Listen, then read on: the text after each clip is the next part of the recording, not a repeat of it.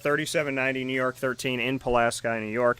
Worth the drive every time. Make sure you download the app on the Google Play or Apple App Store, and you'll have everything at your fingertips, as well as a directional piece inside of the Millhouse Market app that'll give you directions from wherever you are to get to the restaurant. So you'll be able to get there, look at the menu, as well as pay, contactless pay on the app. You can tip on the app as well. Millhouse Market open Tuesday through Saturday from 7 a.m. to 8 p.m., Sundays from 7 a.m. to 3 p.m., so make sure you make your way out there to the Millhouse Market for their homemade breads, desserts, quinoa bowls, rice bowls, salads, as well as their brick oven pizzas, and their sandwiches named after the families that helped to settle today's Pulaski. Ingrained in our community, ingrained in our taste buds, and making me very hungry to drive from St. Augustine to Pulaski right now is the Millhouse Market. So we appreciate you so very much, and thank you for all you do. With that being said, you're going to see our mugs here again on the broadcast. The first video was all baseball. The second video is college football in the NFL. So go back and watch that first video on Facebook.com/WakeUpCallDT where we talk baseball. And, of course, on YouTube.com/WakeUpCallDT as well. And then for the wonderful world of football, you can watch this video back and have it in your archive forever, as I like to have my little Papa Joe time capsule. So college football in the NFL is where it's at for the rest of today's show. I want to start with our college football picks from Week 4. PJ and I said Syracuse over Liberty. Ba-bum. Got it with a last-second field goal by my guy who I spoke with and you got to hear from yesterday, Andre Schmidt. And love Andre's story. Check out my extended interview with him on YouTube.com/WakeUpCallDT. You don't want to miss that.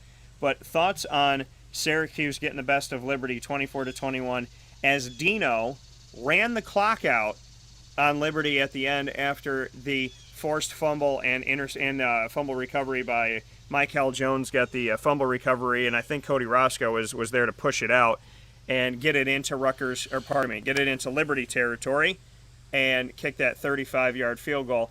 I put out on Twitter at CallDT, I tagged Dino Babers, and I said, Dino's running the clock down. I like it in a tie game, and Dino liked the post. So he agreed with my agreeing with his planning on that. What are your thoughts on Syracuse avenging their home loss last year to Liberty 38-21 by getting them this time around 24-21? Well, I could only read about it because I didn't get the game on television, but I followed it, and I noticed that Syracuse was running the ball effectively through the second quarter, and then lo and behold, at the end of the game, you would run the ball successfully, and you had a big stud there that carried the ball something like 33 times, 160 yards, something like that. I mean, that's big time. So, maybe Syracuse doesn't have the talent that they should have there, but Dino Babers knows that, so he's going to have to coach a few wins. This is one game where he actually coached and actually made the right moves. So I'm happy for Syracuse. They're still a work in progress. I don't really know if we're going to see the best Syracuse going forward because they're going to play a very dangerous team now this week, which we'll discuss later. But I'm glad to see Syracuse. At least they're 3-1, and going forward, they may lose 6 games in a row, but at least we can say they were 3-1 non-conference. Yeah, and I think that, I think it's good to see. I mean, I said that Syracuse had to get through non-conference play either 4-0 or 3-1. I said in order for the fans to forgive them, they had to get to 3-1 or 4-0 for the fans to rock with them.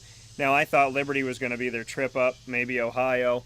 Rutgers ended up being that, and Syracuse was able to get the best of Liberty. I do want to make note, since you said Syracuse ran the ball so well, Syracuse in 3 of 4 games this season, and very fittingly their 3 wins, the only team to keep them not in a great situation running the ball was Rutgers, who really didn't do anything special. I feel like Syracuse beat themselves in that game.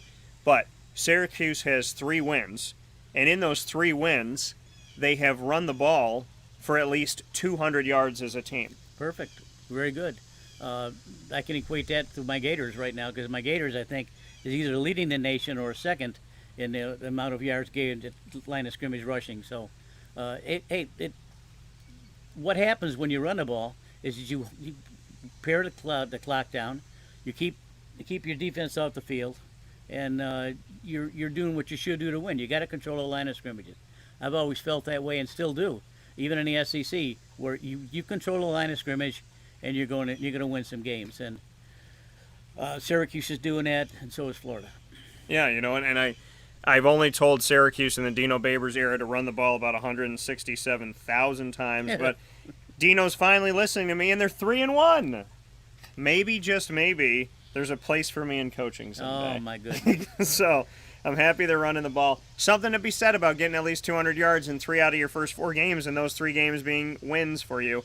Also want to make a big note of this, and I talked about it yesterday, is the fact that Syracuse put themselves in a fantastic place against Liberty statistically. Last year, Liberty ran the ball 48 times for 338 yards. This time around, 41 times, almost as many times, but less than half the yards. From allowing 338 to allowing 150. And they allowed 7 yards a carry last year to Liberty. This year, 3.7. Last year, they allowed 4 rushing touchdowns. This year, a big old goose. So Syracuse not only ran the ball well, they prevented the run well. And they played their best ball against a dual-threat quarterback in at least 12 years against Malik Willis. And as Dino said so fittingly, and I loved it, and I said he had a little spunk when he said this, as he said, I've never seen this many NFL scouts at one game. Thank you, Malik. Thank you, Mr. Willis, for that, is what he said. Because as I feel like Dino was saying, I can't speak for him, but I feel like when he said that, he was saying, hey, thanks for inviting all these guys to the building to watch you because they got to see my players. That's right. And my players just beat you. And my players took you down. And my players made it really difficult. And my players sacked you 6 times. So shout out to Syracuse for sacking who is supposed to potentially be the number 1 quarterback in the 2022 NFL Draft. Don't know anything about him. If he's a dual-threat quarterback. He came from Auburn. Oh, okay. Well, came from Auburn. 2 years at Auburn. Didn't play that well, What's his name? Or didn't play that much, I should say. Malik Willis. So I'll have to look. I don't remember him from Auburn, that's for sure. But, yeah, he was a backup. These teams cycle through quarterbacks with this. The way the situation now is where the transfer rule is ridiculous. It's like Nick Saban. He's shooting fish in a barrel. He can get whatever he wants to anytime he wants. Yeah. Well, and that's the thing is you keep just cycling through and moving players. Syracuse yesterday just had a player enter the transfer portal 4 games into the season, and Jarvion Howard's leaving the team because he's the 4th-string running back right now. So Florida doing the same thing. They're losing one of their inside linebackers. Why? I don't know. I don't understand why. Just the guy's not playing every down. I mean, these kids have big egos. Well, who was the guy in Ohio State that ran off the field in the middle of the game? Oh, what a punk he is. Also, he got thrown off the field. He got thrown off the team. Should be. You threw him right out. If you're a coach, yeah. But if you're running, they allowed him to keep his scholarship so he can go to class and get his degree. Yeah, he's not going to get his damn degree. He's going to go to class. He's going to be gone, for Christ's sake. He's going to go to some Division IIA school and wind up starting for them. Yeah, take football away from one of these players and tell him to go to class. That's funny. Right. So that's very funny. But all jokes aside, PJ and I had that prediction right. The other prediction that we had right in the ACC was Wake Forest on the road against Virginia. And my man, Dave Mother-freaking Clausen, who I've talked highly about, and people probably thought, I'll never forget this. My intern was with me a couple of years ago, 2019, my guy JT Molo. Shout out Molo. And JT and I were down at the ACC kickoff in Charlotte, North Carolina. And he goes, you wouldn't believe what this one North Carolina group said. And I said, what are you talking about? He said, well, one of these people were taking pictures for a company, and he said to the guy, what do you want me to get? And he goes, get all the his boss said to him, get all the North Carolina teams. So that's NC State, Duke, North Carolina, and Wake Forest. So this is what the guy says to him. He goes, get all the North Carolina teams. And he's like, and if you have some time, I guess get Wake Forest too. So Wake Forest not even respected by their own media in the state, which I don't understand for the life of me. I know it's a small school, but Wake Forest, I got to tell you, Dave Clausen, Dave Doran, Scott Schaefer hired around the same time. And I said the difference between Clausen, Doran, and Schaefer is that Clausen and Doran got the time, and Schaefer never did. Now, that's not a knock on Dino, because this has nothing to do with Dino. This came before Dino. But Scott Schaefer was given 3 years, and they they figured out his exit interview before they even hired him. And Clawson is what it looks like to give a guy time who people didn't have a lot of expectation of, people weren't paying attention to, people weren't expecting a lot from the program, and here walks in Dave Clawson, and many times throughout the last few years, he's been number 2 or number 3 in the Atlantic Division of the ACC, right behind Clemson, and this time around, this man is straight up killing it, and Wake Forest has themselves in a prime position that if we continue to see Clemson falter, we could see Wake Forest play in the ACC championship game. That's scary right there. Who'd ever thought that? Clemson, major disappointment this year. Of course, you got to give credit to NC State for that. They did a bang up job. Stop the run. Whoever the second calling of Tua is, ain't doing a twoing. I can't even pronounce his name. I know it's DJ. But what's his name? DJ Uiagalelei. Oh, jeez, the heck, Try it. No, I'm just gonna say DJ. Anyway, just call him Uwe. Uwe didn't have the finesse that Tua does, and the only thing I saw him do right was he lumbered for about 30 yards on a quarterback keeper, not a quarterback, sort of breakdown, protection breakdown. But he's a load, but he's not playing very well, and Clemson is faltering. They're 2-2. And they're obviously out of the playoff situation, which is good. Maybe Florida can get in now. Oh yeah, maybe Dabo can coach up some other guys on the team and be sure he's ready for next year, because this year is nothing. A lot of good things were going to happen for Clemson this year, but it didn't materialize. So what are you going to do? And it is interesting because I thought that Clemson would struggle for at least 3 games with DJ Uiagalelei, but I didn't think that they would necessarily lose them, and definitely not 2. Having lost already 2 games and playing non-conference schedule stuff and playing a team like Georgia, with Clemson having already lost 2 games, I mean, you just said it, and I said it as well. They're done. You can't lose 2 games unless you're named Alabama. No. There's only one team in the country that can lose 2 games. Clemson can lose 1. SEC teams can potentially lose 1, except for they screwed Texas A&M last year. But the only team that can lose 2 games out of 130 Division I AFBS teams is Alabama. So Clemson, you are out of the college football playoff. No, they got a tough game this week, I'll tell you that. Alabama better strap it up this week. Yeah, and we'll be getting into those games as well. But Wake Forest getting the win over Virginia. Now, and they say that it's not the quarterback's fault of Virginia. No, the quarterback, Brennan Armstrong, who I interviewed going into the season, I believe he had 400 yards in the loss. Wow.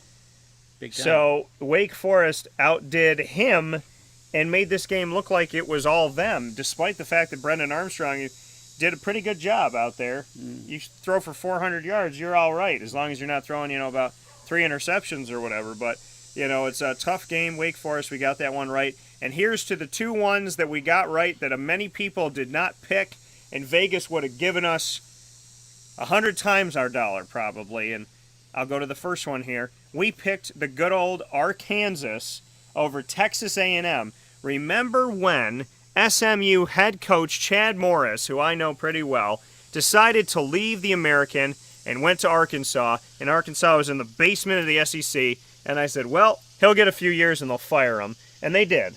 And after him, I thought, well, where's Arkansas going to go? They've been irrelevant. The Razorbacks have done nothing. They're finding a coach every few years. It's just not working out. And here they are putting the spank on Jimbo Fisher, and I can only imagine at the end of the game, Jimbo, he was probably up there saying, I tell you, them Razorback team, that's a good team. We got cut by a Razorback. That's what it was. So what do you think about the fact that we were both right about Arkansas? Well, we talked about Arkansas's run defense, and that's certainly what did it. And they scored a lot of points. Arkansas was very, very, very, very good. And I'm looking forward to their game this week. But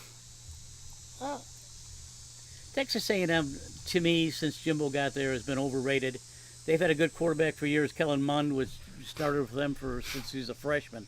I mean, he's an adequate quarterback. He won for Jimbo, but this year wasn't going to be that.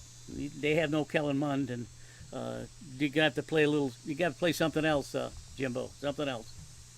So There's a couple games that were disappointing to me this last week. The Baylor Iowa State game was really, really disappointing. UCLA Stanford. I picked Stanford on that one too. Did you pick Stanford? Yeah, we picked Stanford. Yeah, Stanford played tough, and of course Florida and Tennessee. Florida got off to a terrible start as usual. So there were some good games last week, but this week, man, there's a bunch of really good games. This week, the SEC has more than taken over our pick week. Yeah. They've plugged up the pick week, I would say, here. But looking back at some of these games, and I wanna make a note about some of these week 4 pieces here. But the Arkansas game up against Texas A&M that you just mentioned, big time there. Charlotte, who defeated Duke earlier on this season, defeated a Middle Tennessee State team that has Scott Schaefer on it, 42-39. Appalachian State defeated Marshall 31-30. So some of these notable games. Yeah, Brendan Armstrong had 407 yards, and Virginia lost by 20. Wow. To Wake Forest. So that tells you that he's not the problem. And then we look at some of the other pieces here. Vanderbilt, obviously a non-factor. Oregon, big over Arizona. 41-19. Some of the other games that we have going on here, the NC State. Well, and let's go to this one, 2 overtime. So, of the Arkansas-Texas A&M prediction, and I put up a video proof of our picks here that you can watch on Facebook at Wake Up Call DT, Twitter at Call DT, and Instagram at Wake Up Call _DT. You can go watch those video clips of PJ and I from last week, picking Wake Forest over Virginia, Syracuse over Liberty, as well as Arkansas over Texas A&M and NC State over Clemson. The Arkansas over Texas A&M pick was a bold pick. The Clemson loss to NC State, us picking NC State, was considered a ballsy pick. Ballsy pick. I like that. And who gave us that, by the way? One of the guys, I think it was Mike, one of the guys here on social media said it was a very ballsy pick. PJ and I were 2 of 7 people in the world that picked NC State. Dave Doran was another one. So, looking back at this, I said, and you can go back and check the tape on it because it's on the timeline, but I had made the statement that over the last couple of years, NC State had almost had the number of Clemson. And there was about 2 years in a row where they had them. And I remember I was in the Dome covering a Syracuse game, and the TV was on, and I'm watching the TV, and I'm watching the game in front of me, and the TV had NC State miss a field goal that would have won the game. They go in overtime, they lose. Well, in this game, they miss a field goal, and they go in overtime, and I'm thinking, here they are with Clemson on the ropes again. Are they going to lose for a third time and a second time like this? And they go in a double overtime, and they end up getting a touchdown of separation, and they defeat Clemson. But my reasoning for picking NC State in this game this year was that NC State played better Clemson teams that were in better positioning, doing better, that the talent had come together better. They played better Clemson squads and barely lost. So with this team struggling this year, I said if they can play a better team well, then they're going to be able to beat this one. And people say, well, Dan, if they had a better team then, well, what about the fact they don't have Bradley Chubb anymore? They don't have Matt Days. NC State doesn't have those guys that played those games. You're right. But there's something about Dave Doran and his coaching, and like you said, when games are close and you can't do this, you can't do that, it comes down to coaching.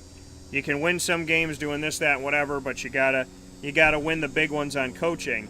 And it's not that Dabo's not a great coach; he's a fantastic coach. But Dave Doran, you could tell for those back-to-back years that he was close. He had almost figured it out, and he recruits extremely well. And the reason why I know that is he sends a ton of guys to the NFL. So Dave had kind of figured out a blueprint and said, okay, I'm going to bring these guys in, but here's my blueprint. And it almost worked, and it almost worked. So this time around, I said, you got DJ Uiagalelei.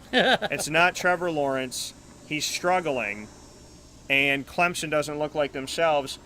If NC State could get this close with better talent up against them a couple of years ago, then they're going to do it this year. And that was my reasoning, and they got it done. That's true. And DJ needs to get back to the watching the film room now, because he played a terrible game. I would think that if someone as big as he is can look down the field and get some throws in. Maybe Clemson just doesn't have the athletes that they used to have. It's possible that maybe the rest of the ACC is catching up to them. Maybe even FSU. Oh my goodness! I said FSU. Yeah, well, that's all right. You said FSU. You said You know, FSU, when Wake who's Forest, 0-4 right now. Yeah. When Wake Forest played FSU and they won easily 35-21, I thought for sure that FSU would, after the first half, I thought for sure that they were starting to maybe get back on the track and play some decent football. And then they lay an egg against Louisville. So you mentioned something which is good on your part. You said that Miami is farther ahead in their rebuilding process than FSU. And I think, or no, it's the other way around. FSU is farther ahead than Miami in their rebuilding process. And I thought maybe that statement would be true. And then after I watched them a little bit, I watched them play Louisville, and they're behind quickly, and they don't seem like they're being coached well. And I know that you like Mike Norvell. I think he's a hell of a coach myself because he's proved himself on other stages. And of course, they're bitching and moaning in Tallahassee. He sends a lot of guys in the NFL too. They're bitching and moaning in Tallahassee. Get rid of the guy, pay him off. I said this leave the man alone. Let the man coach. No one's going to want to coach Florida State if you keep kicking him out after not even 2 years. Well, but he's got to get his own guys in there, and this is his way of saying, please, let me get my own guys in there. I'll get rid of some of the troublemakers and the slackers, and we'll play better ball, But they're going to have to, because there's a very good chance that they may wind up 3-8 or 2-9. I mean, that's terrible. That's terrible. Yeah, Florida State in not a great way right now. Nope. NC State, to go back to this game, game started with Clemson's Justin Ross getting a 32-yard pass from DJ, and then the game was tied at the end of the first quarter with 5 seconds left in the first quarter. Emeka Amizi, who I got to interview with, and Devin Leary, I got to interview him as well, quarterback of NC State, threw the touchdown pass. And then we saw Devin Carter in the third quarter. Nobody scored in the second. Third quarter was only NC State, took a 14-7 lead. In the fourth quarter, it took. So how about this for NC State's defense? Because we saw how Georgia's defense played Clemson. How about NC State's defense? They did not allow Clemson a touchdown or a field goal. They did not allow Clemson a score until 10:52 left in the game. They scored at 9:11 in the first quarter and 10:52 of the fourth quarter. They shut them out for 2 quarters. So, yeah, it was crazy to see something like that happen and to have them put themselves in that type of position. And so, I mean, looking at that, just amazing play by NC State's defense to shut down Clemson. And DJ, I thought he would struggle a little bit, maybe have 2-3 games of struggling this year. And, I said 3. I didn't know if he'd necessarily lose more than, but that the offense might sputter a little bit as he gets himself acclimated and comfortable. He only played 2 games last year as a starter, and he played those 2 games because Trevor Lawrence was out due to COVID protocol and contact tracing and all that. So to look back on this and see that this NC State defense held them down and put them in this type of position is really incredible, that they shut them out. They shut out the offense. The offense is already struggling at Clemson, and NC State took advantage of it.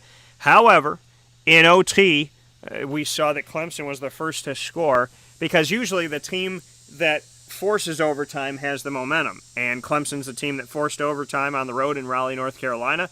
So they scored first, 21-14, on a Justin Ross touchdown from DJ, and then we saw Thayer Thomas from Devin Leary equal that out in overtime, 21-21.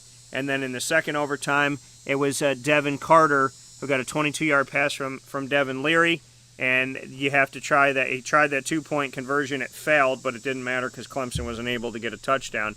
And the game ended in the hands of the NC State Wolfpack. Shout out to NC State for the dub. We'll take a step aside and come back with plenty more from Wake Up Call, where sports meets life, here on Wake Up Call with Dan Tortora, inside of the Travel Cafe Kubal Studios. Very happy to have you here as always, and we will be with you with more conversation with Papa Joe live in the flesh after these messages from the fast break.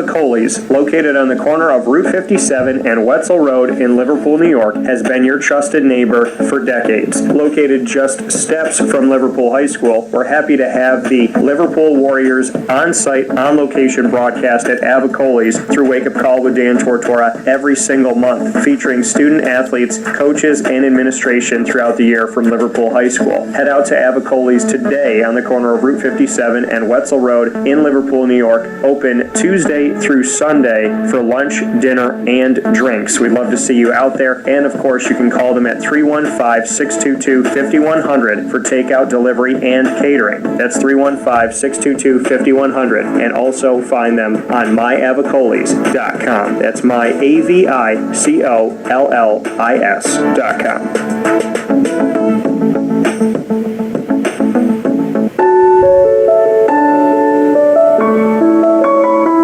Peace of mind when you're out of town that your furry-loving friend is safe and sound means taking them to Canine Campground, because we all know that when it comes to the love of our pets, it goes well beyond the call of duty to make sure they're safe and sound. Right, Lily? So take a ride to 242 Johnson Street in East Syracuse, New York, and see Canine Campground and where your dog will be staying in the classic cabin, the executive cabin, the grand cabin, or of course the luxury cabin, because if you know Lily, you know she loves luxury. Now you don't have to wait to the last minute to find a family member or a friend that'll take your dog for a few days. Call Canine Campground at 315-299-4013. That's 315-299-4013. Their drop-off and pickup times are Monday through Sunday. Check K9campground.com for more information. That's the letter K, the number 9, and campground spelled with a K.com. K9campground.com. When you're going out of town, bring your dog to Canine Campground.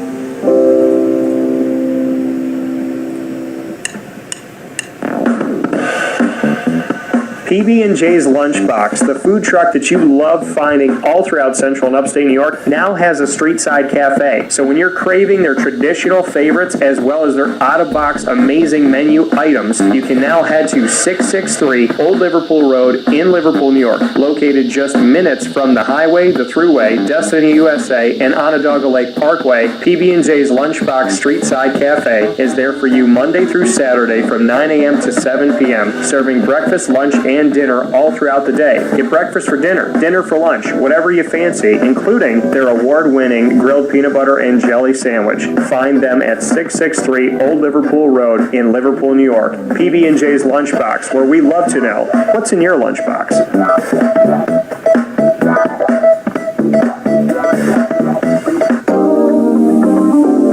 As a patient, what do we want?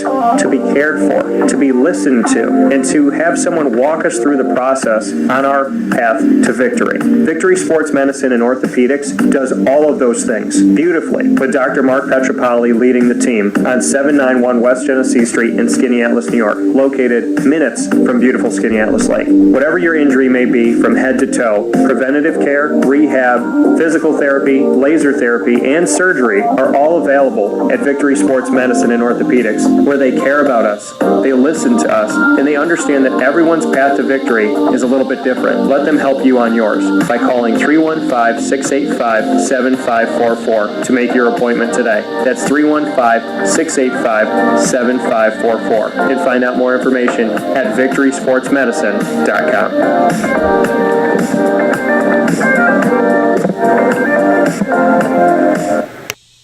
Welcome back here to Wake Up Call with Dan Tortora on wakeupcalldt.com, your one-stop sports shop, and on mixlr.com/wakeupcalldt, where you're listening, you're watching on Facebook Live on facebook.com/wakeupcalldt, facebook.com/livenowdt, and on the YouTubes, youtube.com/wakeupcalldt. That's PJ, this is me, and oh my gosh, look, I can touch him!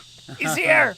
So, very excited to be inside the Cafe Kubal studios, Cafe Kubal, 3501 James Street, 324 West Water Street, 208 North Townsend Street, as well as 401 South Salina Street, all in Syracuse. You can also find them on the corner of Route 11 and Taft Road in Sweetheart Corners drive-through location in North Syracuse, 343 Fayette Street in Manlius, New York, and inside of Golisano's Children's Hospital and we thank them for all Golisano is doing for our kids, trying to cure them, protect them, and take care of the families. So thank you for all the work that you do, and a cup of coffee goes a long way. And when those doctors are working 17-hour days straight, you can't understate grabbing a cup of coffee at Cafe Kubal. So thank you to Matt Goddard and the team for doing more than just being a business, being people that care. We appreciate that very much so. So with that being said, a lot of great stuff coming up. Johnny said, Papa Joe, thank you for the advice on James Robinson. I would like to correct Johnny and say that PJ and I both gave advice on James Robinson. And I've been talking about James Robinson since last year, but that's fine. I'm going to give it your show, that's all. I'll defer it to PJ because PJ deserves the love. So give it to PJ. I got plenty of love. So I definitely appreciate that. And Papa Joe and I are talking about the world of college football in video one that you can go back and watch on Facebook.com/WakeUpCallDT and on YouTube.com/WakeUpCallDT. It was all baseball with Papa Joe and I here hanging out in the Sunshine State right in front of a pool I'm about to jump into in a little bit and be a true jumbo shrimp. This video is about football, wall-to-wall college football, and then we'll get into the NFL. So PJ's Gators are next up on our list to talk about, and so we're going to do that, and then we'll take a look at a bunch of other things. We got a lot of games coming up, but your thoughts on the Gators? Well, they started out lousy, and I thought maybe this could be a trip-up game for them. I thought they would come out flat, and they did come out flat.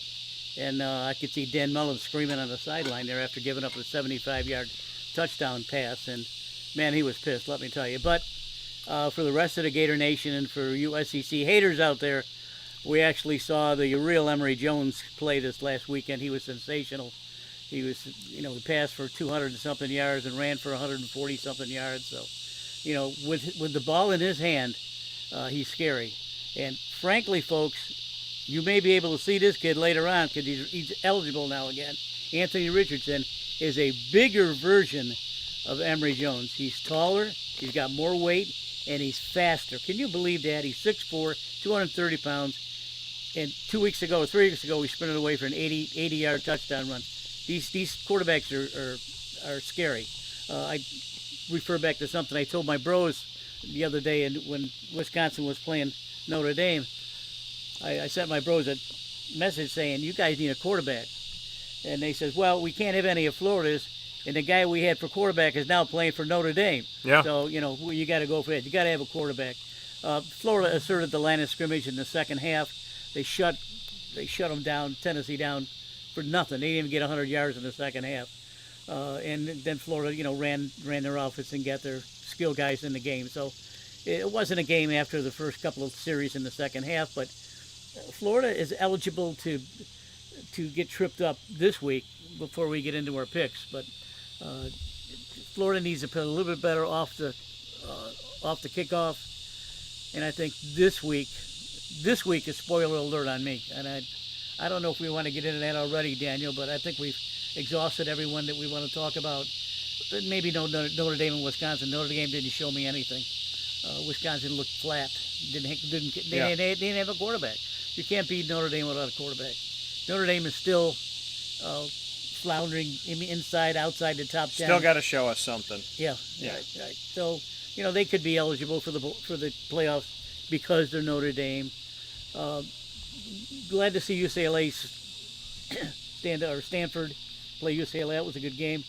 Clemson, we talked about Arkansas, Texas A&M.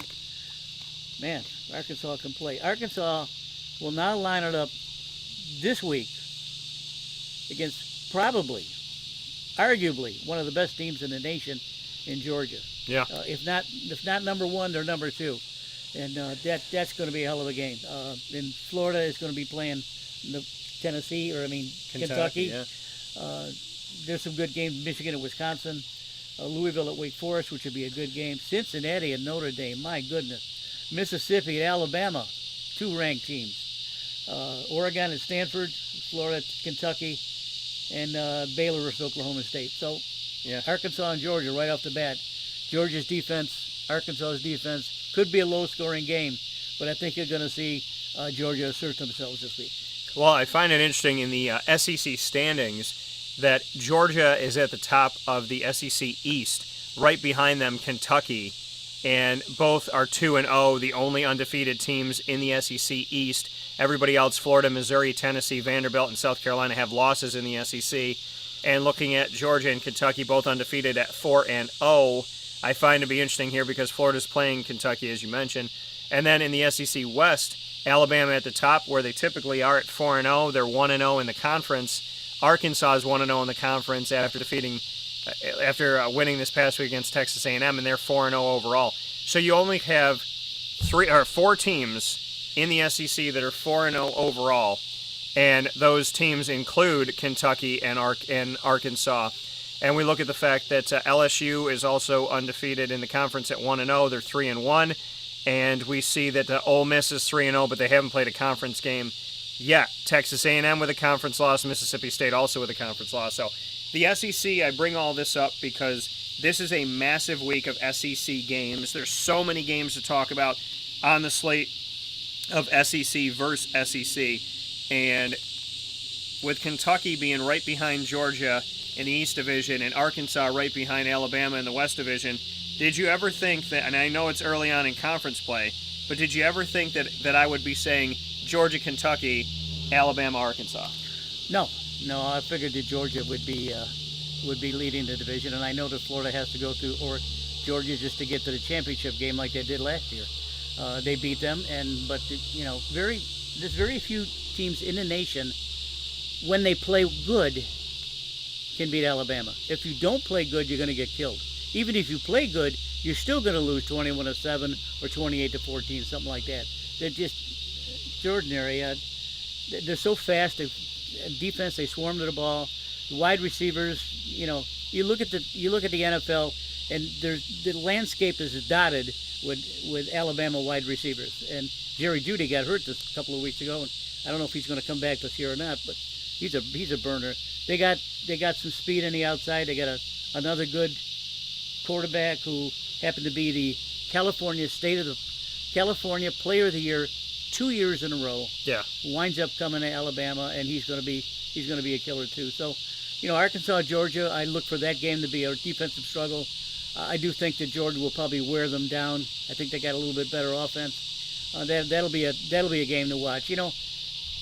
When you're retired and disabled at the same time, the good thing is that you can flip through the channels and get as many games as you can, like I do in the NFL. So I try to keep up to date with everything, and sometimes it's kind of hard, but I do tend to lean toward the SEC because they're the best conference, and not arguably they are, and they have the better team. So something's going to happen this week. Ole Miss, Alabama, Arkansas, Georgia, Florida, Kentucky. Something's going to happen this year because there's going to be 3 losses before.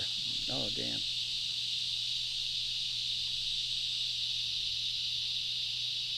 Lose it again, huh? So with that being said, as we continue the conversation here, we are here on youtube.com/wakeupcalldt.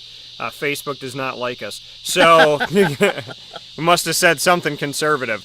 But, yeah. Here with you on youtube.com/wakeupcalldt, as well as on mixlr.com/wakeupcalldt, and on wakeupcalldt.com. We appreciate you being here, hanging out with us where sports meets that thing called life. And you can hear them cicadas screaming behind us. So it's like a giant fan base of cicadas. So we appreciate you being here, appreciate you hanging out inside of the Travel Cafe Kubal Studios. Like we were saying, taking a look at this, Arkansas, Georgia, Tennessee, Missouri, Ole Miss, Alabama, Mississippi State, Texas A&M, all SEC matchups. You picked Georgia in the Arkansas at Georgia matchup. I'm going to pick Arkansas. In this game? I got Arkansas beating Georgia on the road, rolling high, going 5-0 to start the season. You're dreaming, bud. I'm believing right now. You're dreaming. You're dreaming. I'm believing. No, I got to go with Georgia. Georgia's too tough. Kirby Smart knows what he's doing up there. He's smart because he's a smart guy.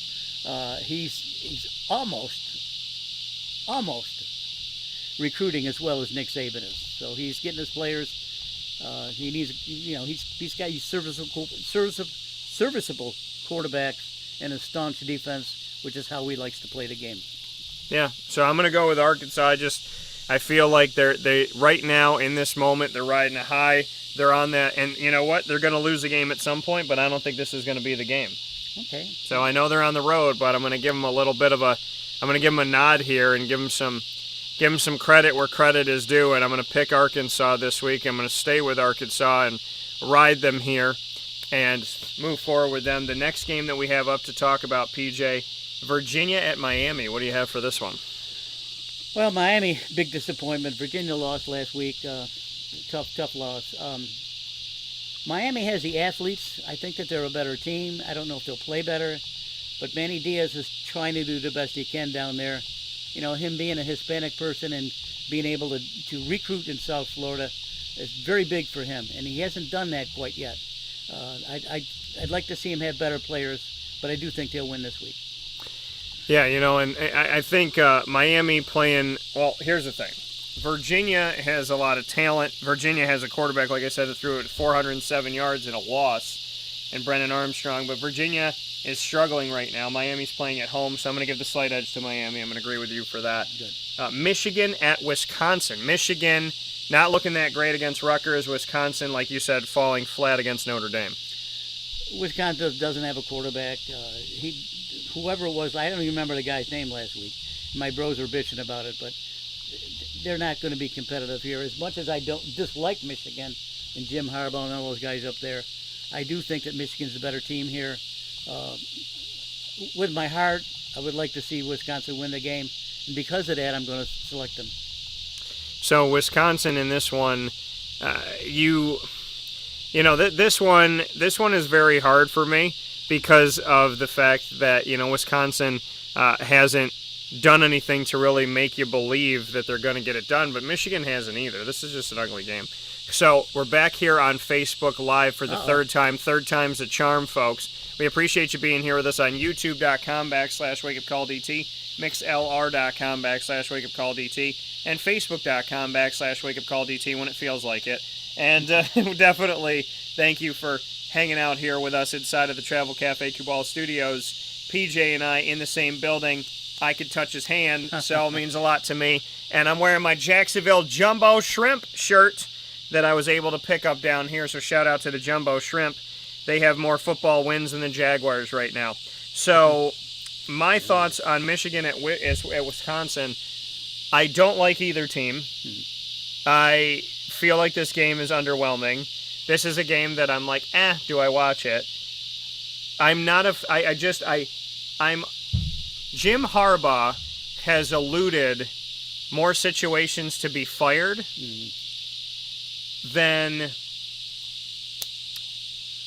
I don't know if you'll get this reference because you don't watch The Walking Dead, then Rick Grimes alluded more walkers from getting bit and becoming a zombie. No, I don't. So Jim Harbaugh, to me, has somehow, some way, just found a way to stay in Michigan.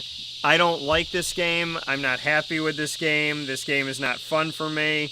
I'm going to pick Wisconsin at home and show some love to your bros up there in the Cheesehead territory.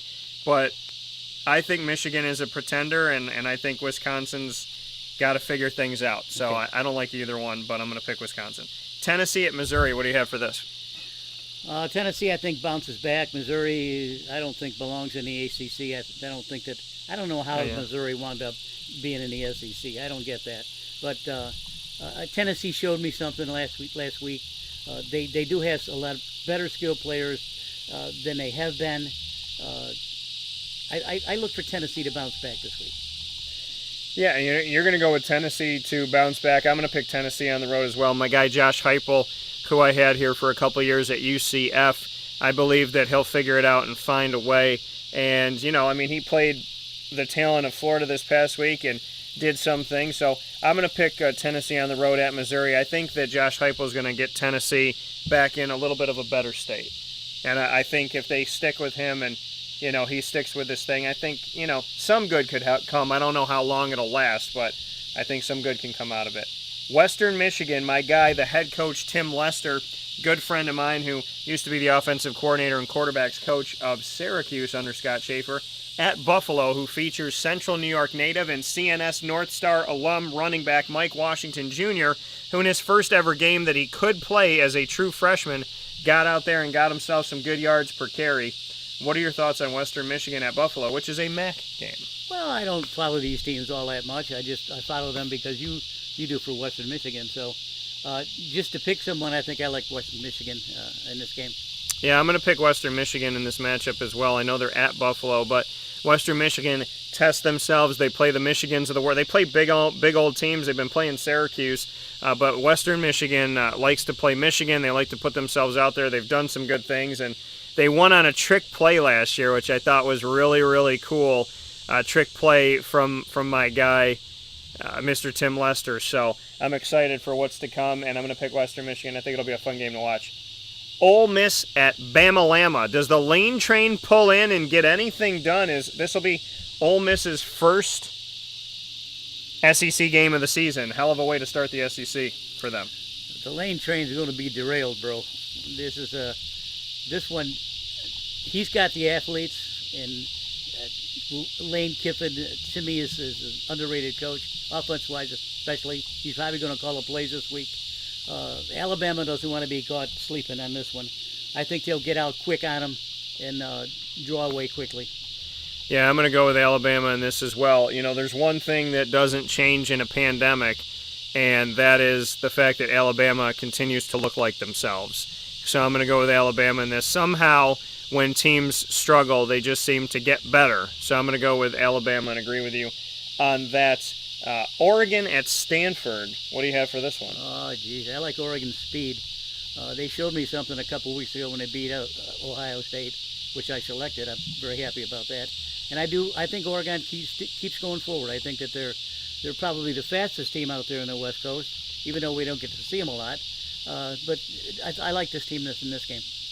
Yeah, you know, Oregon I went against. You went for Oregon. That was your bold pick on the road. The Pac-12 hasn't wowed me in a while, and maybe this is the year that I get wowed by at least Oregon in the Pac-12. And I know UCLA defeated LSU, which maybe kept Chip Kelly's job for him. So, right. You know, seeing Oregon at Stanford, you know, they're on the road, but Oregon has tried to show that they could be a top 3 team this year.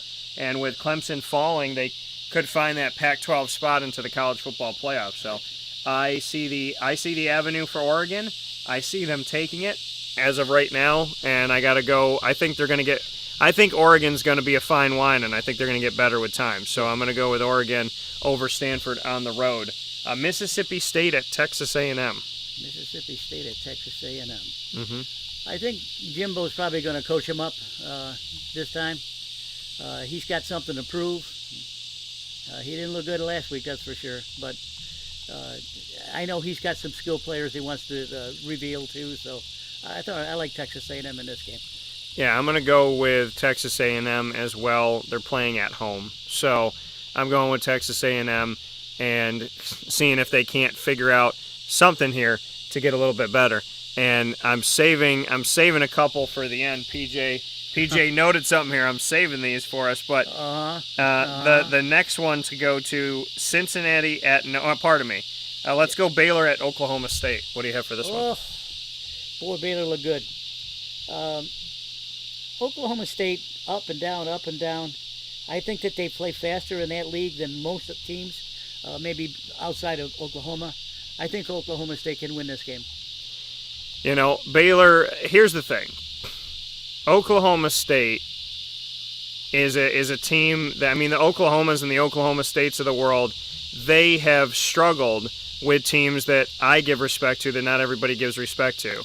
Teams like Tulane and Tulsa. Right. And I'm going to pick Baylor in this game to take care of this one on the road. I'm going with a lot of road teams this week. Cincinnati at Notre Dame.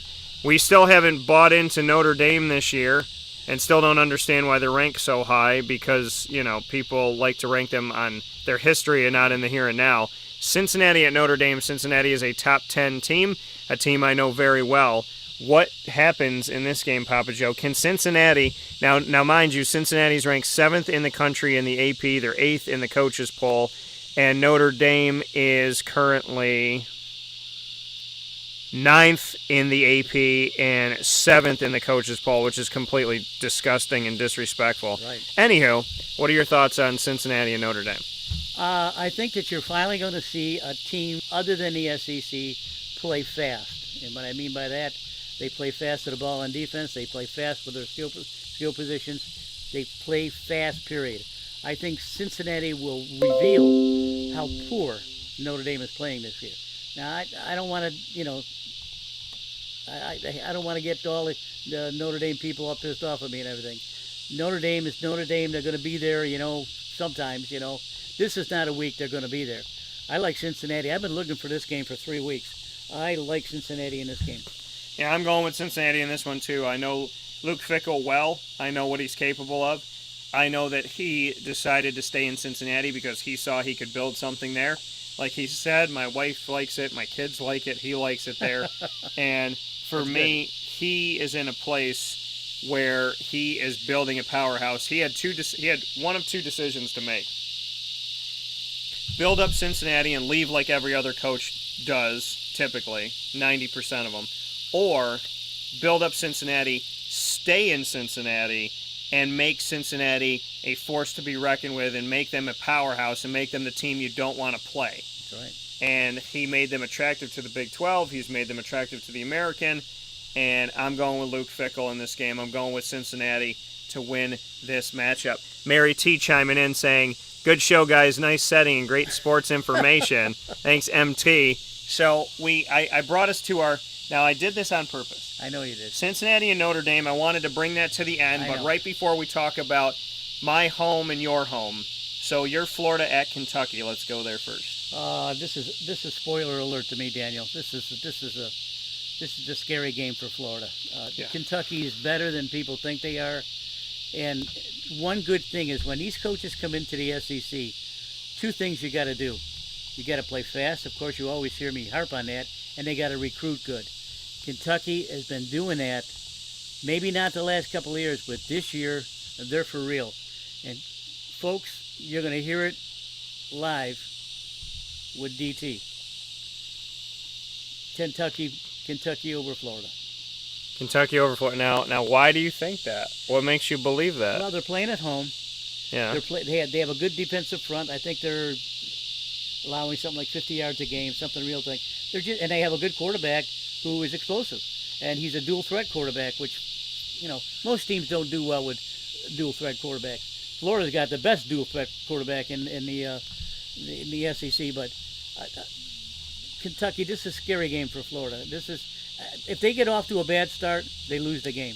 The only way they can stop Kentucky is to stuff them on the first couple of series, get their heads into the game, and start playing up the par. If they have to come from behind, it's going to be a long day because that's not Emory Jones kind of football. Emory Jones grinds it out. Florida is second in the nation in rushing offense. Yep. And if they don't assert themselves, Daniel, they can lose this game in the first quarter. That's why I like Kentucky. I don't like the way this game sets up for Florida. This is spoiler alert for PJ. All right, PJ saying he's going against his Gators in Gainesville because they're playing in Kentucky. He's going with the Kentucky Wildcats. I will make sure that half of us takes care of your home, and I'm going to go with the Florida Gators in this game. Okay. Kentucky has not played a ranked team. They're 4-0, and so they haven't shown me something yet. Florida played an instant classic 31-29 up against Alabama. Now, granted, that game was at home, but I like this. So I'm going to pick Florida. I know Kentucky can play spoiler. I've called them a spoiler before. In a game like this, maybe last year I would call them a spoiler. But in this one, I think Florida's going to take care of business, and Florida's going to have to get this win because you don't want a trip 'em game when you're trying to keep pace, especially with the fact that there's other teams that have gotten better. Like, Kentucky's obviously going to work. Georgia, they're going to have to get through. So there's some things they got to take care of. They can't afford to lose this one. Greg said, wow, that's my friends is PJ's bold pick of the week. So that's your bold pick. I'm going with Florida. You're going with Kentucky. Final game. as Florida leaves Florida to go to Kentucky. My hometown comes down here while I'm down here, and good old Syracuse, New York, will be repping in the Tallahassee world as my best friend and brother Evan's team plays my hometown, Syracuse at Florida State. Thoughts? This is a tough game. As much as I want to say Syracuse, I think that they showed something running the ball last week. Florida State, what can I say about Florida State? I haven't said already. I've been so disappointed with them over the last 2 or 3 years. I know Mike Norvell can do the job there. They got to give him a chance. This is a game I think that they're going to wake up to. They have better athletes, period. Yeah. No one can debate that to me.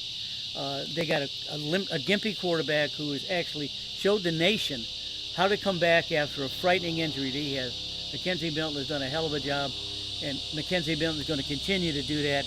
I think that FSU runs the ball well, passes the ball well, and keeps Syracuse off the field. I like FSU here.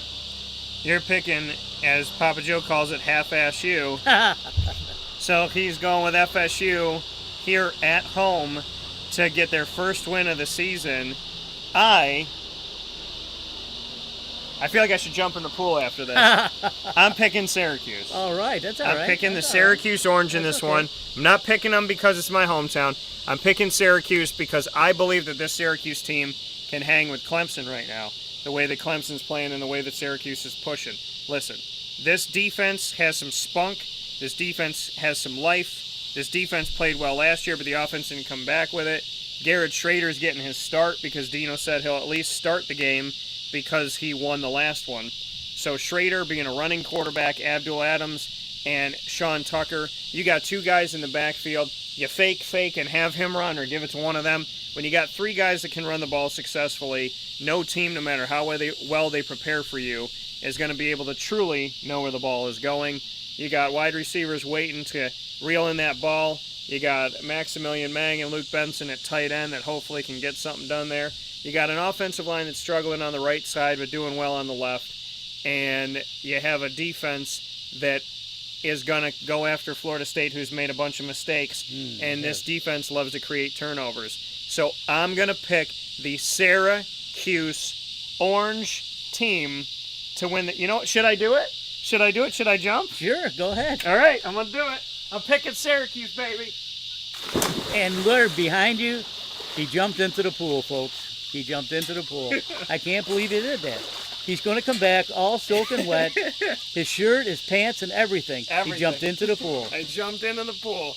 Listen, I got to take advantage of this because I only get to do this, once? Oh, my goodness. So you are soaking wet. I am soaking wet. I picked Syracuse to win this game, and I was willing to make that bold pick, actually jump in the pool with it. You got a lot of balls, bud. So we're going with Syracuse here. Mike Norvell, a big fan of Mike Norvell, big fan of what he's done at Memphis and all the guys he's brought to the NFL. But I got to go with Syracuse in this one. I think the defense is feeling good. I think they're going to take advantage. And this defense just did to Liberty, said we're not going to lose them again. Well, guys like Josh Black and Aaron Service that have been around Syracuse for about 115 years, they know what it feels like to go into Tallahassee and to not win the game. And I know that this is not something that they want to happen again. This is a team looking for redemption. This is a team demanding respect. And if they win this game and they start off the ACC with a win, then we're really looking at a Syracuse team that could be dangerous. This is a pivotal game for them. I agree. I'll give you the floor for a second as I get a towel. Folks, you saw him. Yeah, he actually fooled me because I didn't think he was going to do that. Daniel's different sometimes, and this time he's definitely different. They're right around the corner in there. Yeah. And he actually did it. That shows you how much of an SU guy he is. To me, I'm a Florida State hater, but I gotta just lay it on the line here. I just don't think that SU can hang with these athletes that Florida State has. Now, will the Florida State athletes play up to Mark Norvell's standards? That we'll find out. Yeah, and it's definitely going to be an interesting thing here as I went with Syracuse in this. And And I think, this might be a video that goes viral. I hope it does. I hope it does. I'm going to send it out to the players and see what they think about it. I like it. So we're going to take a step aside for a fast break. When PJ and I come back, we've made our picks, our college football picks once again for those of you on youtube.com/wakeupcalldt, facebook.com/wakeupcalldt, mixlr.com/wakeupcalldt, and those of you on wakeupcalldt.com. Just to let you know once again, here are our picks for Week 5. Coming off of us making some bold picks of Arkansas over Texas A&M and NC State over Clemson, we have chosen, PJ went Georgia and I went Arkansas, and Arkansas at Georgia. UVA at Miami, we both went Miami over Virginia. And then from here, we both picked Wisconsin over Michigan at home. We both picked Tennessee on the road at Missouri. We both picked Western Michigan on the road at Buffalo. We both went with Alabama over Ole Miss at home. We both went Oregon on the road at Stanford. And then we have Texas A&M. We both chose them at home over Mississippi State for a bounce back for Jimbo. And then PJ went Oklahoma State at home. I went Baylor in that game. We both picked Cincinnati over Notre Dame. And then PJ went against his Gators and picked Kentucky at home. I picked Florida on the road. And then PJ picked Florida State at home, and I picked Syracuse. So we differ. That's good. Yeah, very weird week where you pick Florida State and you don't pick Florida. Oh, jeez. I hated to do it. I've been thinking about it for 2 days. I didn't know how to do that, but I had to do it. That's all right. We'll take a step aside for a fast break. When we come back here on Wake Up Call with Dan Tortora, plenty more coming up for you, including our thoughts on the 0-3 Jaguars that I just got to see face-to-face at TIAA Bank Field down here in Jacksonville in coverage of the game. My return to the stadium for the first time since 2019, thanks to that Rona, and so happy to be back and feel very blessed and appreciative to be back. So plenty coming up here, and we'll talk about contenders versus pretenders in the NFL. So as one season winds down that we talked about in video 1 with Major League Baseball, another season is just starting to wind itself up with the NFL. So we're seeing who the actual contenders are in baseball, and we're going to be talking about who the ones we think are and who the ones may be pretenders in football right after this fast break. Stay with us.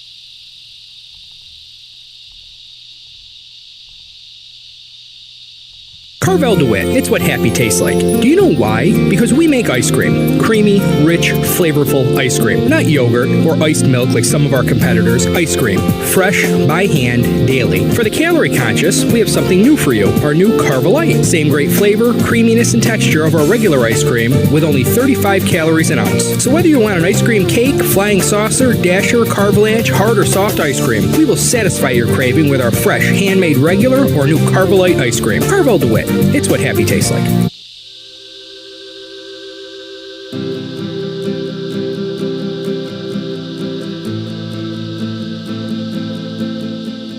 Cafe Cabal offers same-day local delivery of our products, offering no delivery charge for Onondaga County. Shop cafecabal.com for fresh roasted coffee beans, cold brew, travel mugs, and all your essential Cafe Cabal needs. Cafe Cabal, coffee for the soul.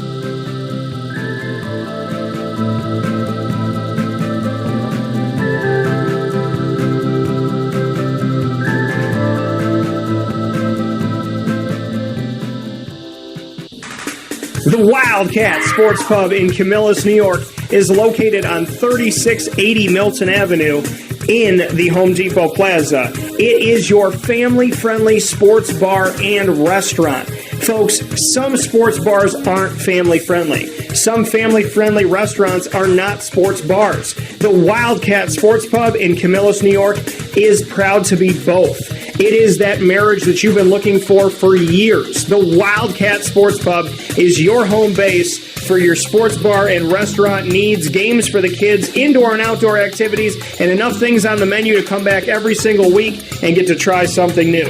They're open Sundays from noon to 8 p.m., Monday through Wednesday, 11 a.m. to 11 p.m., and Thursday through Saturday from 11 a.m. to midnight. For reservations and party information, call 315-487-2222 for the Wildcat family-friendly sports pub and restaurant.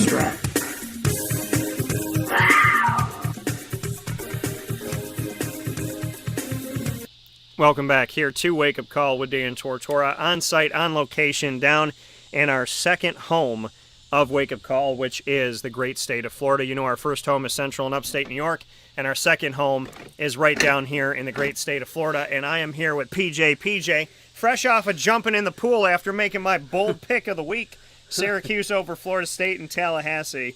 And that's the ballsy move of the week right there. That's a ballsy pick. Hey, listen, every other day that I make a pick, I don't get to turn around and jump in a pool. So, you know what I mean? I can honestly say that I like to challenge myself.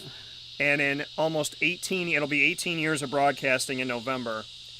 In all of my 17 plus years of broadcasting, I can honestly say that I have never jumped in a pool on camera on a live broadcast after making a pick. So you did it now. I made history here at the Lando Lagoon. That's good. So PJ hanging out here, Cafe Kubal Travel Studios, Cafe Kubal, 3501 James Street, 324 West Water Street, 208 North Townsend Street, as well as 401 South Salina Street in Syracuse, inside of Galisanos Children's Hospital in downtown Syracuse, and on 343 Fayette Street in Manlius, New York, in the giant behemoth of a brown-striped building. And, of course, you will find them at their newest location in their first ever drive-thru at the corner of Route 11 and Taft Road at Sweetheart Corners in North Syracuse. So make sure you check them out today at Cafe Kubal. I hope you're having a fantastic week. We've started it off right. We had a fantastic hour of Syracuse football. And yesterday you heard my Q&As with Dino Babers, the head coach, quarterback Garrett Schrader in his first start and first win in Syracuse Orange, kicker Andre Schmidt with his game-winning field goal. You also heard from linebacker Michael Jones, and my extended interviews with linebacker Marlo Wax Jr., as well as running back Abdul Adams. And in hour number 2, we got to celebrate Lemoyne College, and all of those Lemoyne videos are up on Facebook at Wake Up Call DT, Twitter at Call DT, and Instagram at Wake Up Call _DT. So do not miss a moment of those. President Linda Lemura, as well as the induction acceptance speeches of Jared Corcoran of men's lacrosse for Lemoyne, as well as Emily Senko-Davis of softball, and Andy Weimer doing a really cool, memorable piece with his son, where his son played the 9-year-old version of him, and his acceptance speech was a phone call back to his 9-year-old version of him. And so that was for Lemoyne baseball, and Molly Reagan representing the 2005 softball team. And so you can see all of those, including my interview one-on-one with Ken King, the 22-year head coach of Lemoyne softball, and we honor Ed Mahar, his assistant, who passed away this year. And, of course, spent some time with Andy Weimer after that, who was drafted by the Tampa Bay Rays back when the MLB draft was not even televised.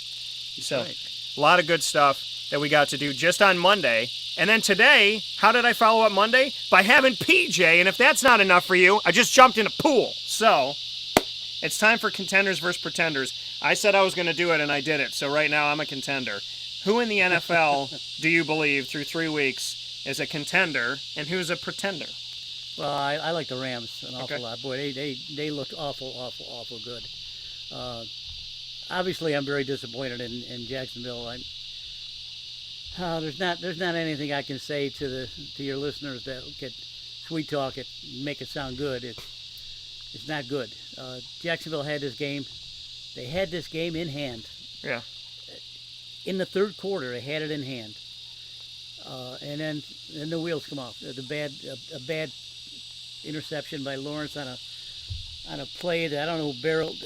I don't think Urban Meyer called that play, that's for sure. But he said he approved the play, the flea flicker. Oh, we talked about it a lot after the game, and he just kind of shook his head and was talking about the fact that he signs off on everything. So they were running the ball extremely well.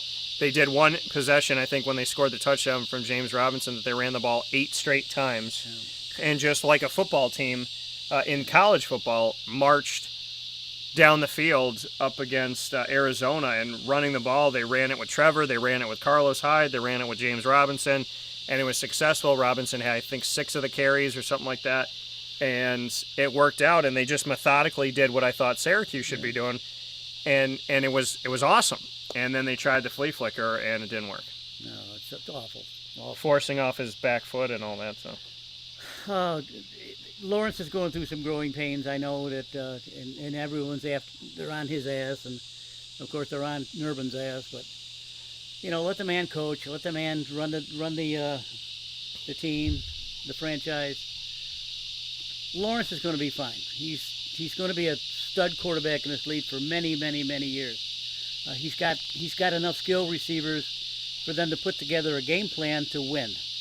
They haven't yet. I don't know if that's the offensive coordinator's problem or even Urban Meyer's problem. But Urban Meyer comes from a bunch of good quarterbacks. I mean, he had Tim Tebow for a couple of years, and you can win with Tim Tebow at a quarterback. You're a good coach, and because Tebow proved nothing in the NFL.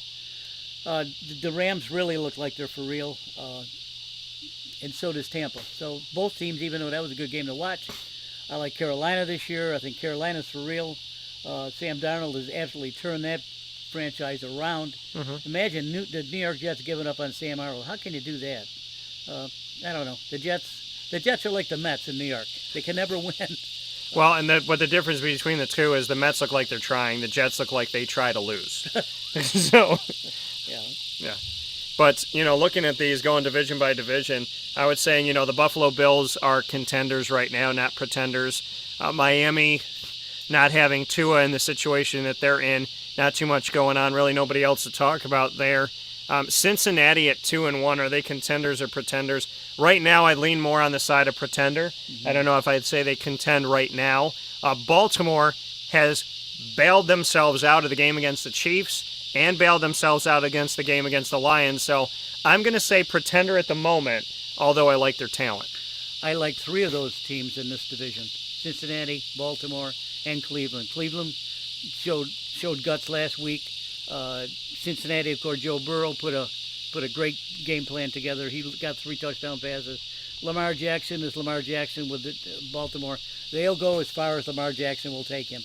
I like three of those teams in that division that you talked about. Well, and it's cool too because Tyson Williams from UCF, he had to fill in. Baltimore lost dang near every running back that they could possibly put on the roster, and they're still 2-1 and doing good things. And like you said, they'll go as far as Lamar goes, and Lamar's pretty dang talented, and we all know that if they're going to go as far as he goes, he likes to run, and he likes to run far.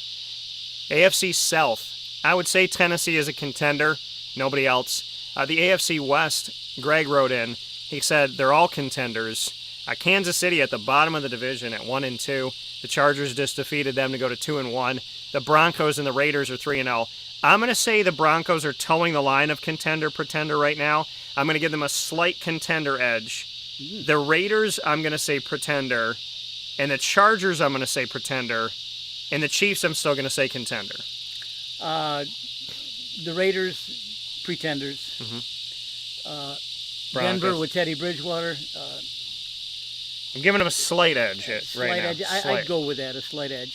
The Chargers and the Chiefs. The Chargers, definitely. And the Chiefs, I'll worry about the Chiefs. The Chiefs will come back. And they're going to score a lot of points, too. I feel sorry. Who's playing them this week? The Chiefs. So do you think the Chargers are contenders or pretenders? Absolutely. You think they're contenders? Oh, absolutely. Okay. All right. And then the Chiefs are playing they're at the Eagles on October 3rd. They'll win that game. Yeah, we know that the Eagles didn't show up this past week.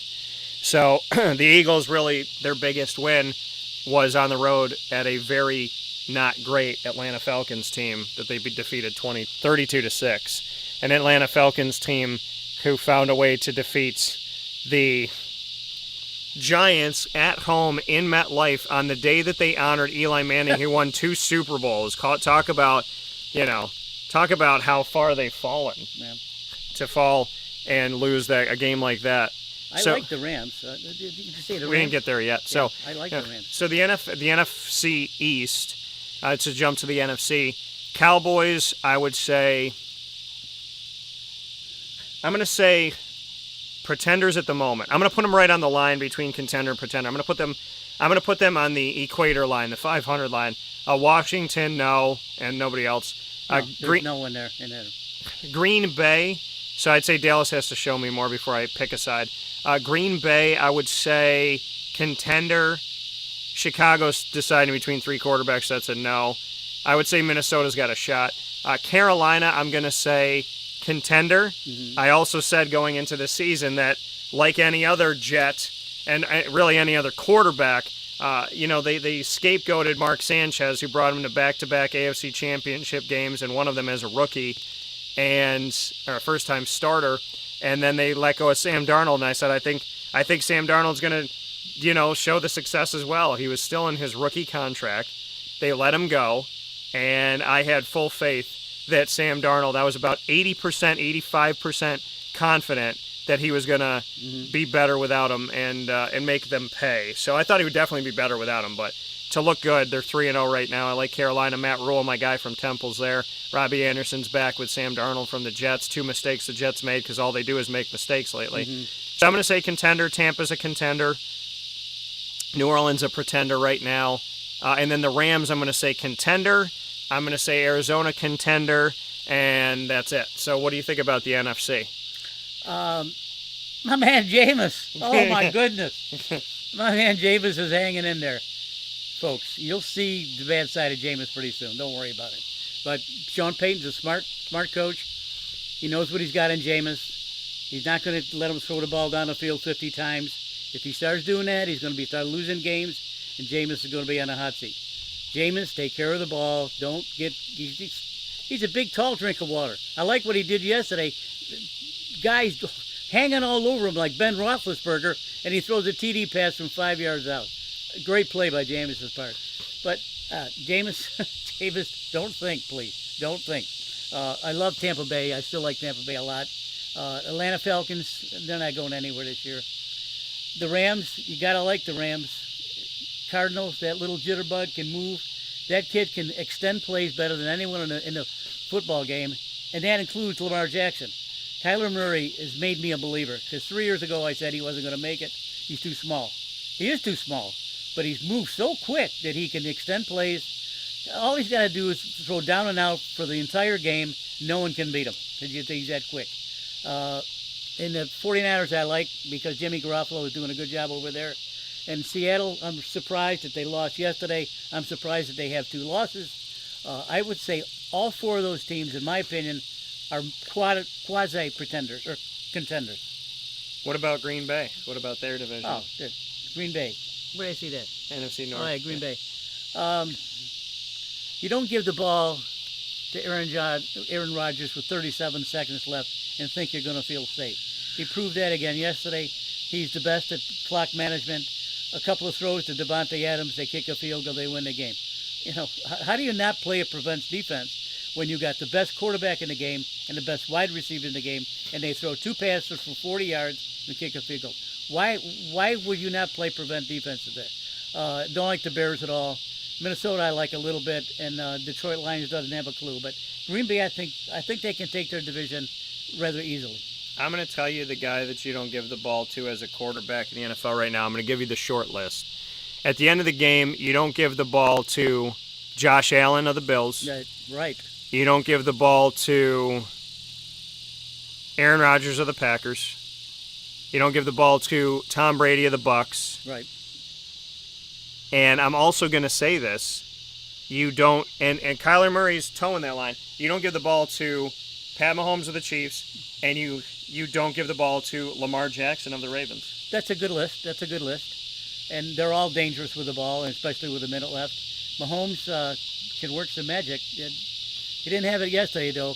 And I thought that a film clip of him chewing out his football team on the sidelines, I think that went viral. And he was really chewing them out. I mean, this is not Andy Reid kind of football. Andy Reid's a much better coach than that. He's got one of the best players in the game, at least I've seen in the last 15 years, in Mahomes. So I look for them to assert themselves, Daniel. Yeah, and we'll see as we go here. But those are the teams that we think are contenders and our Jaguars. pretenders. Oh, our Jaguars. I'm saying Novenas for our Jaguars. They look so bad. And we're gonna talk about them in just a second after this fast break. Stay with us. Cafe Kubal Travel Studios. This is Wake Up Call with Dan Tortora. Papa Joe 2 days early from his normal Thursday stint. We appreciate you being here on Facebook.com/WakeUpCallDT, Facebook.com/LiveNowDT, as well as YouTube.com/WakeUpCallDT, and on MixLR.com/WakeUpCallDT, and on WakeUpCallDT.com. Plenty coming up as we discuss the 0-3 Jaguars right after this. Yeah, send Joe a note. They showed you our little horsey lady, huh? In these unique times, there are those in our community that give us a sense of normalcy and positivity. Pizza Man on 50 Oswego Street in Baldwinsville has been here for you for over 35 years and is here now. Call 315-638-1234 or order online at pizzamanbville.com to bring those familiar tastes into your home. And remember to come see our monthly on-site broadcasts centered around the community and our Baldwinsville beats. Pizza Man in Baldwinsville. Any way you slice it, they are always here for you.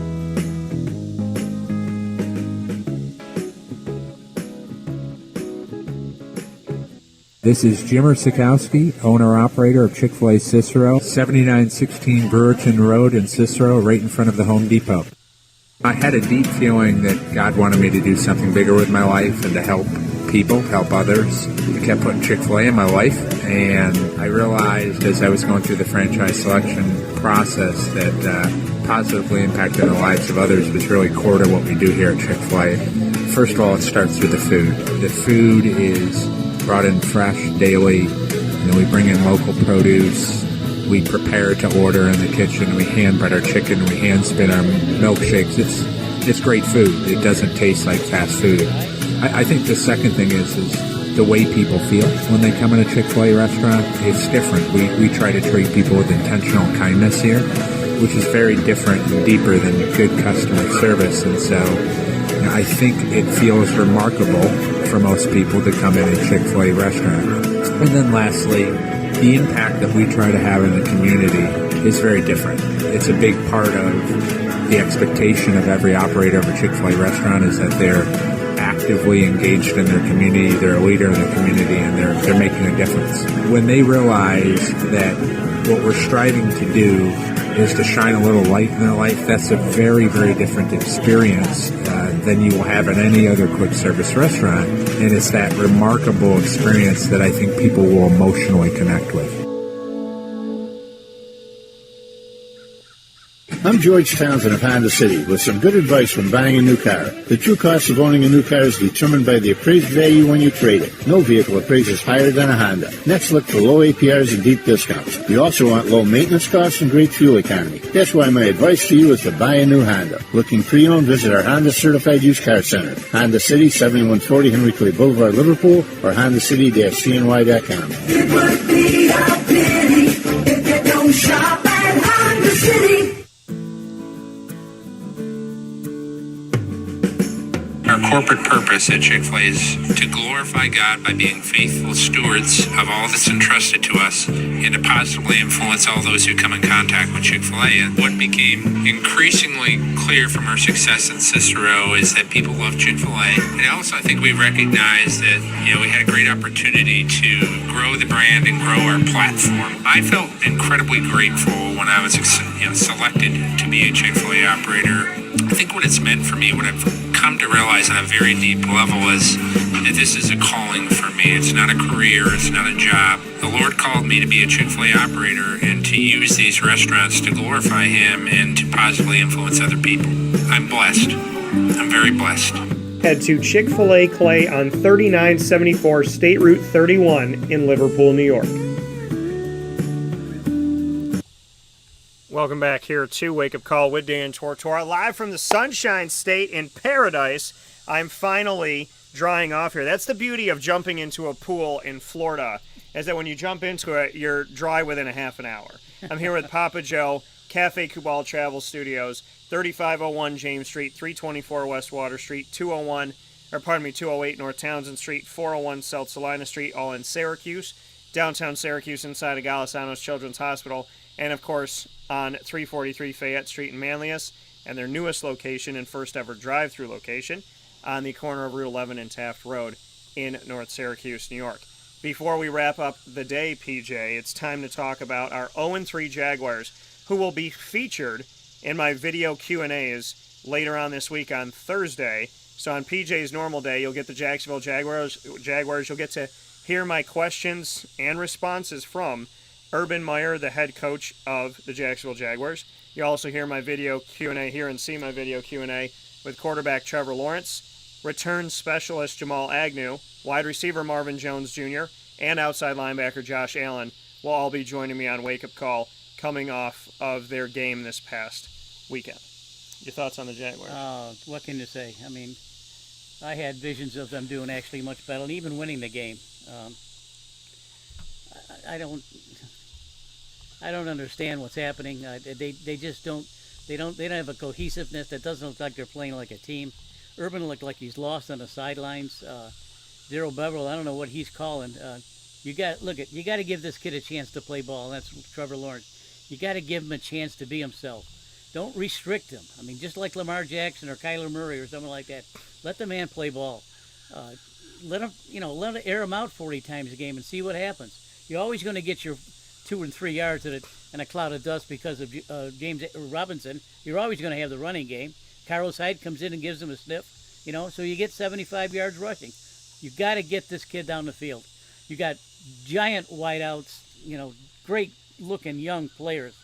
And Cheval, Laviska Shenault is my favorite player on the team.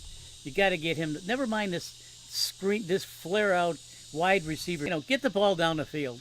Shenault in space is dangerous. Chark in states is dangerous.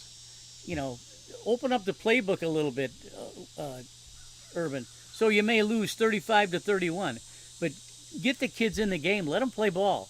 I don't like the product on the field.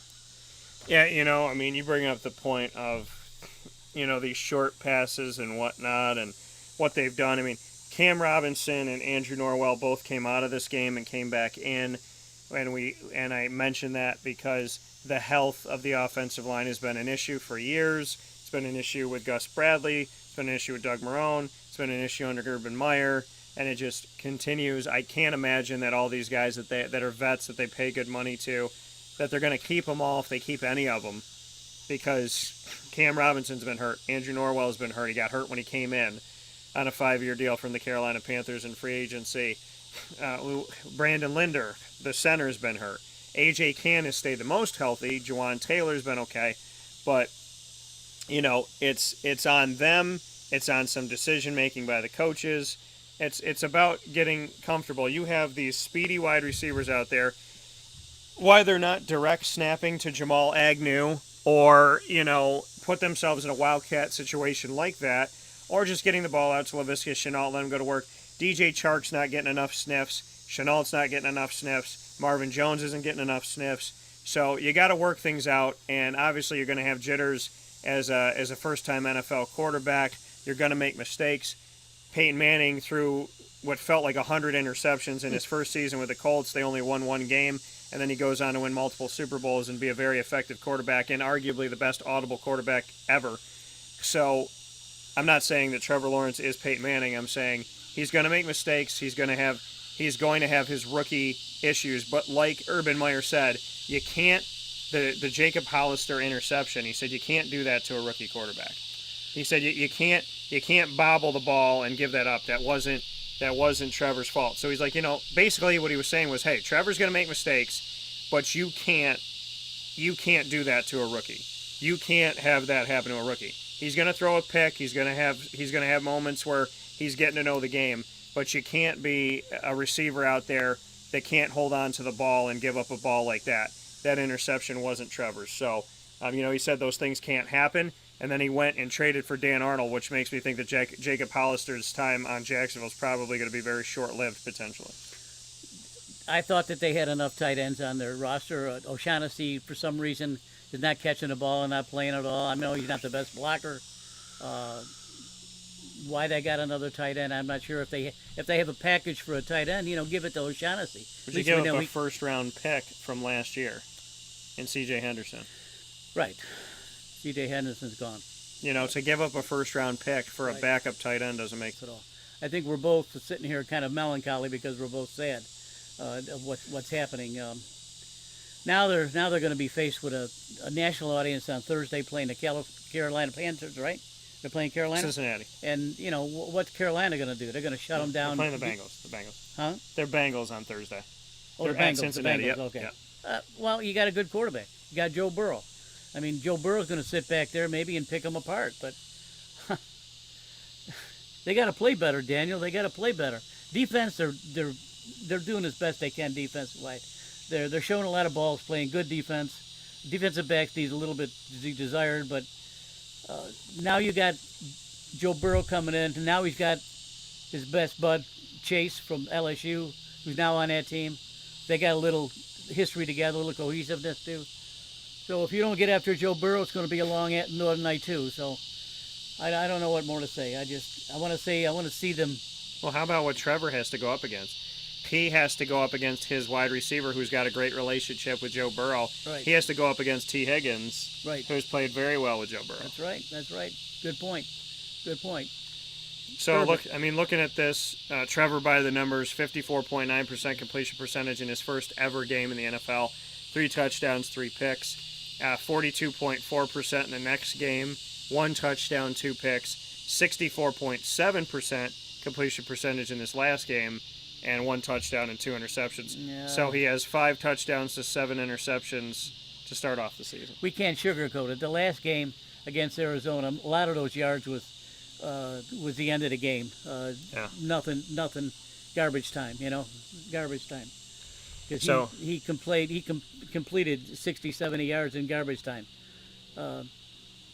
Urban need a better game plan. You need better coaching. Do it for us at least. Yeah. So we could at least say something good about you. Change a coach, you change a quarterback, you try to change the culture. They've changed the inside of the building. I've seen a ton of they've moved so many different things around just to change the literal scenery and change the figurative scenery at TIAA Bank Field, and it still looks the same to the fans. So, the issue of Jacksonville is that after a 1-15 season, starting out 0-3 with all this change it's not anywhere near good enough. It doesn't make anybody happy. And we talked about, Greg, thanks for bringing it up, but we talked about the trade for the tight end in the corner. And, Jacksonville's just made a lot of strange and weird moves, and ultimately I just hope that Trevor Lawrence gets comfortable. They keep saying it's coming. They said, we know you don't want to hear that. We don't want to hear that anymore. We know we're close. We don't even want to say that anymore. But they said, just give us a little bit more time and we'll show you. They think the best thing that could have happened to them is playing on Thursday because they believe they should have won this game. So they think playing on a short week is going to help them have the momentum to say we should have won this last one, so let's go win this one on the road. They got a big stud tackle that they got from Stanford that I haven't seen play much. Been hurt, Walker Little. Walker Little. Yeah. He really maybe should take over for Robinson for a while. I'm not sure he's playable, but he's got to find a combination. I'm at a loss for words, and I'm very rarely at a loss for words right now.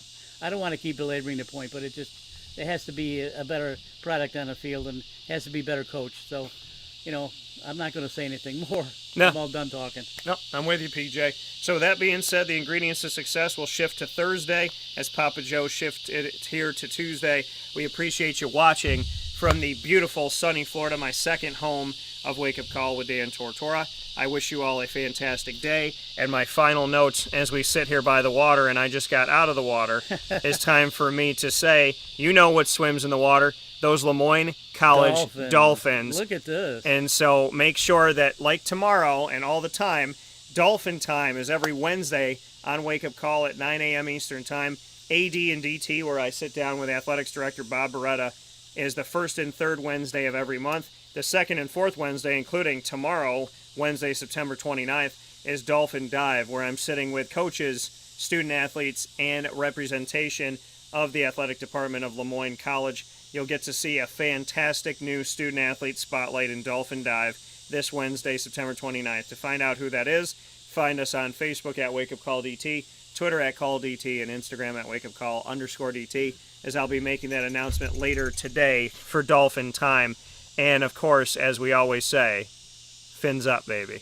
We'll talk with you all soon. Thank you for watching and listening to Wake Up Call with Dan Tortora every Monday through Friday from 9 a.m. to 11 a.m. Eastern Time on youtube.com/wakeupcalldt, facebook.com/wakeupcalldt, and facebook.com/livenowdt, as well as listening on mixlr.com/ Wake Up Call DT and on wakeupcalldt.com. After the shows go live, you can search in our Wake Up Call with Dan Tortora archives on Stitcher, Spotify, MixLR, TuneIn, Podbean, iHeartRadio, iTunes, and Apple Podcasts, and YouTube. Search Wake Up Call with Dan Tortora or Wake Up Call DT. And a special thanks to our incredible Central and Upstate New York team of partners, Cafe Kubal, Carvel DeWitt, the Wildcat Sports Pub, Progressive Dental, Ma and Pa's Kettle Corn, where you can order right here in Florida or any one of the 50 states, and they'll deliver it right to your doorstep. Get 20% off by using my personal code, DT20, that's DT20, at maandpazpopcorn.com. Avicoli's, Lemoyne College Dolphins, Chick-fil-A Cicero and Chick-fil-A Clay, Honda City of Liverpool, Pizza Man, Victory Sports Medicine and Orthopedics, Mother's Cupboard, as well as Canine Camp Dog Daycare, PB&J's Lunchbox, Canine Campground Dog Boarding, and the Mill House Market. We'll talk with you all soon, and as I always tell you, and I tell you here with Papa Joe, who's one of the greatest blessings of my life, God bless, no stress, do your best. Yeah. We'll talk with you soon from Paradise, from the Cafe Kubal Studios. This is Dan Tortora, and my